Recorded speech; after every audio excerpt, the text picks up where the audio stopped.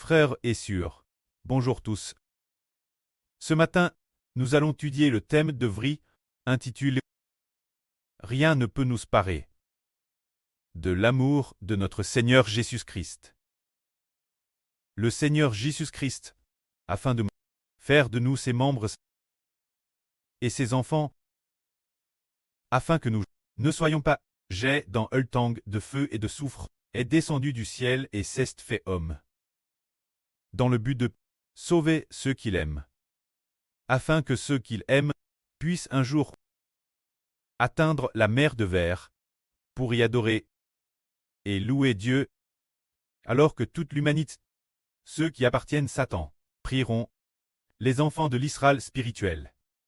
Se dire, comme l'a dit le Seigneur Jésus-Christ, les enfants rachés arriveront tous sur la mer de verre, atteindront le royaume des cieux, atteindront la nouvelle terre, pour y servir Dieu. Alors, a-t-il quelqu'un qui puisse séparer Dieu et le Seigneur de l'amour qu'ils ont pour nous? Aucune créature ne peut nous en séparer. Nous n'avons jamais entendu parler de quelqu'un qui, pour donner la vie éternelle aux hommes, soit descendu en personne du ciel pour se faire homme. Pourtant, celui qui s'est fait homme est en fait le Créateur de l'homme, Jésus-Christ le Créateur. Il est la fois le Seigneur Créateur et le Seigneur Rédempteur. Alors, de plus, son autorité est plus grande que toutes les choses de l'univers. Le Précleste a donné tout pouvoir au ciel, et sur la terre, toute autorité au Seigneur. Il n'y a donc aucune créature qui puisse nous séparer du Seigneur Jésus-Christ et de son amour pour nous. Car aucune créature n'a le pouvoir ni la force de vaincre le Seigneur Christ, qui a dit sa force a dit tout sur mon. De plus, il a volontairement accepté de mourir pour nous. Il nous aime au point de donner sa vie. Alors, aucune créature ne peut séparer l'amour du Seigneur Jésus-Christ envers nous. Si nos parents terrestres, dans leur amour pour nous, peut-être sont-ils pertes, donner leur vie par amour pour nous. Mais, une fois qu'ils sont morts, ils ne peuvent plus continuer nous aimer. Pourtant, ce Seigneur, après être mort, il a pu ressusciter des morts pour continuer nous aimer pour l'éternité. Par amour pour nous, il a été crucifié, versant son sang et donnant sa vie, pour nous racheter, afin de nous épargner la colère future de Dieu. Et pour que nous puissions très âme de lui pour l'éternité, il devait ressusciter après sa résurrection. Il peut continuer nous accorder un amour éternel. Ainsi, qui peut nous en séparer? De plus, si c'est un homme qui aime une autre personne, alors après sa mort, il ne peut pas ressusciter. Madame, si il pouvait ressusciter, peu importe sa force, elle ne suffirait pas. Pas assez. Pour l'empêcher de nous aimer, parce que la force de l'homme, par exemple, si une personne veut en aimer une autre, alors, très hard par la police, très légaux, ou très entravant dans tous les aspects, cela peut faire obstacle. L'amour entre les hommes, mais l'autorité de Jésus-Christ est plus grande que tout l'univers. Il n'y a donc rien qui puisse faire obstacle l'amour de notre Seigneur Jésus-Christ. Ainsi, aucune créature ne peut faire obstacle l'amour du Seigneur Jésus-Christ pour nous. Alors, a-t-il une créature qui puisse faire obstacle ce que nous allions aimer le Seigneur Jésus-Christ? Rien ne le peut non plus.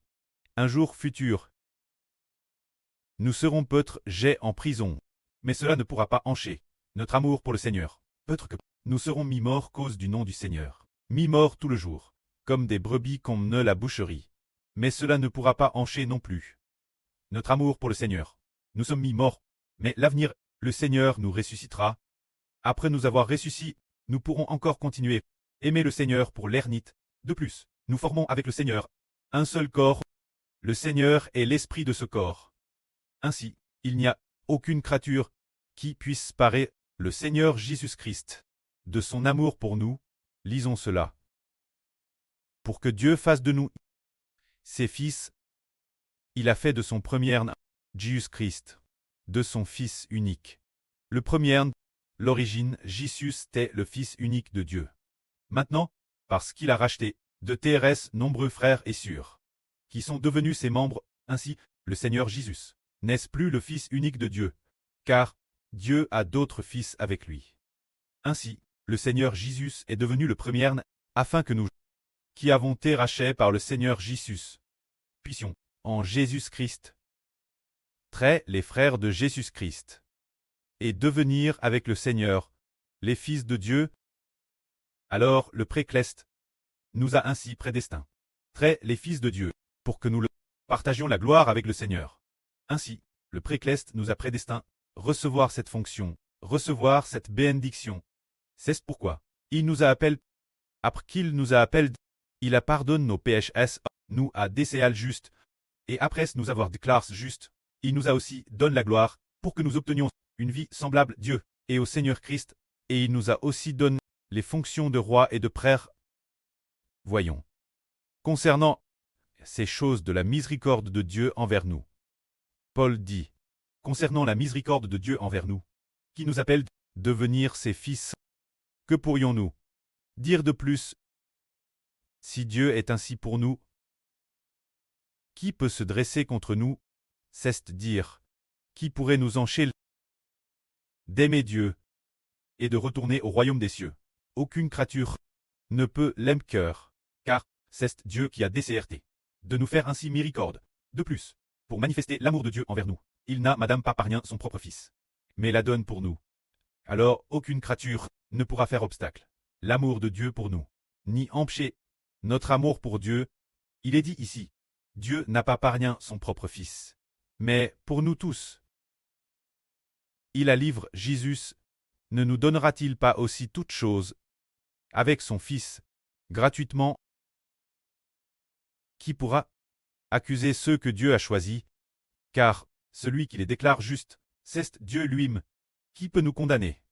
Celui qui pour nos péchés est mort et ressuscite Jésus, est aussi la droite de Dieu, et intercède pour nous, bien que Satan jour après jour, nuit et jour nous accuse devant Dieu. Pourtant, ces enfants que Satan accuse sont précisément ceux que Dieu a personnellement choisis. Alors cette accusation de Satan contre les enfants de Dieu, et de plus, devant Dieu, comment pourrait-elle tenir? De plus, pour pardonner nos péchés, Dieu a madame consenti donner son Fils Jésus, en laissant le Seigneur Christ crucifié pour nous, ainsi puisque le Seigneur Christ a été crucifié pour nous, et a donné sa vie.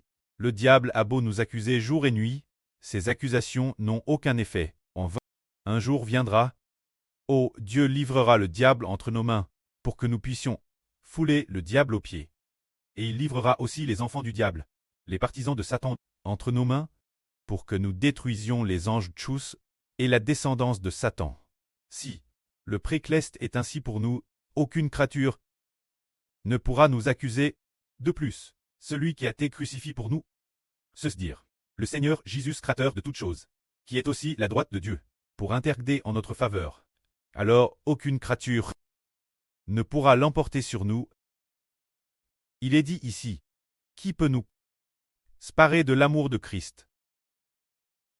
Serait-ce la détresse, l'angoisse, la persécution, la faim, le dénuement? Elle peut, le danger.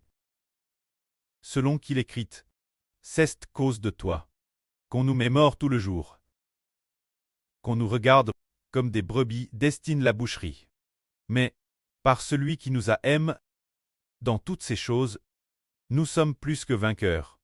Se dire, nous tous ses enfants. Une grande multitude de personnes, cause du nom du Seigneur Jésus-Christ. Nous sommes mis morts tout le jour. Le monde nous considère comme des brebis destinent la boucherie. C'est-à-dire aux yeux de ceux qui détiennent le pouvoir, disant, il semble, désertaire, que le moment est venu de nous éliminer tout moment, de nous fusiller tout moment. Mais, par le Seigneur Jésus-Christ qui nous a aimés dans toutes les tribulations, nous sommes digés plus que vainqueurs. Comme l'a dit l'apôtre Paul, car j'ai l'assurance que ni la mort ni la vie, ni les anges, ni les dominations, ni les puissances, ni les choses présentes, ni les choses venir, ni la hauteur, ni la profondeur, ni aucune autre créature, ne pourra nous séparer de l'amour de Dieu, manifeste en notre Seigneur Jésus-Christ. Le précleste Jéhovah a, madame, mis son Saint-Esprit en nous, et l'Esprit de son Fils aussi en nous. Madame lui, pour montrer qu'il nous aime ternellement, a fait alliance, faisant miséricorde pour toujours, l'Israël spirituel, et ses enfants. Il a envoie son Fils dans le monde comme homme, pour que son Fils verse son sang, et soit crucifié, pour garantir ainsi son amour pour Israël, qui ne changera jamais. Alors, ne crierait-il pas, le sang vert par son Fils? Il aimera certainement profondément son Fils, et son Fils ne nous aimerait-il pas? Son Fils a donné sa vie pour nous.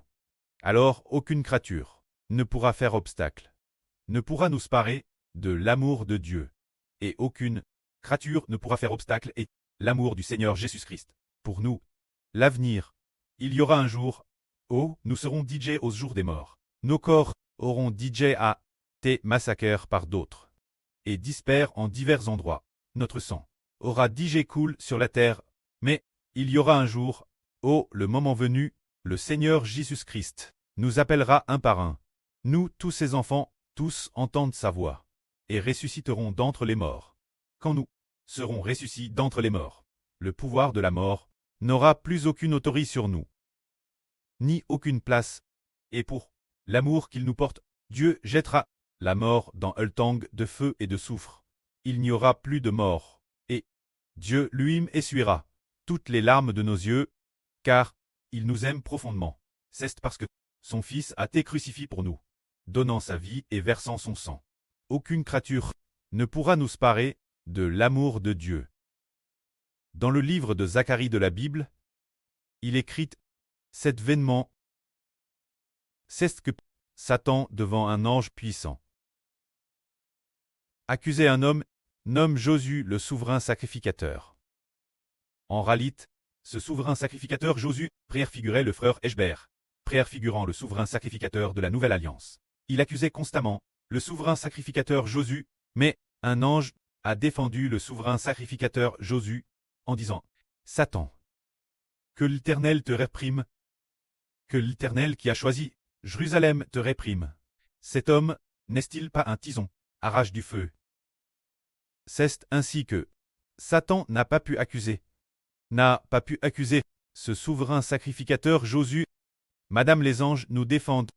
Alors le souverain sacrificateur Josué fut revêtu d'habits magnifiques, coiffe d'un diadème et dépépouille de ses vêtements sales. Cela préfigurait que l'avenir, un homme appelle le frère Eshber le souverain sacrificateur, recevrait l'office de souverain sacrificateur, recevrait l'office de roi pour gouverner Israël. Madame, si le frère Eshber venait pécher ou faiblir, il y aurait assurément un ange pour défendre le frère Eshber, car le Seigneur Jésus-Christ lui-même se tient la droite du pré pour défendre le frère Eshber. Alors aucune créature ne pourra nous accuser, frère et sœurs. Si par ignorance nous sommes séduits et tombons, il y a assurément le Seigneur Jésus-Christ au ciel, la droite de Dieu, pour intercéder en notre faveur. Les anges qui nous gardent nous défendent aussi. Alors Dieu nous fait miséricorde et nous rend plus que vainqueurs. Que la gloire soit rendue au prêtre et au Seigneur. Amen.